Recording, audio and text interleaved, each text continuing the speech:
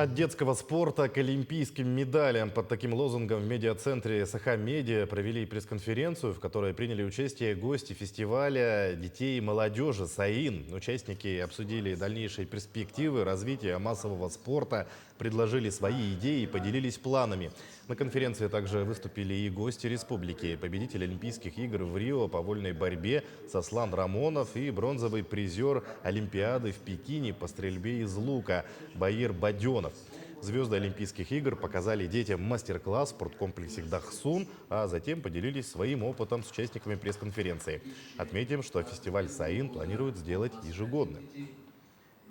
Показал, что, где и как надо, и тренерам тоже подсказал. Детки, они такие старательные, сразу с полуслова все понимают и стараются все это сделать.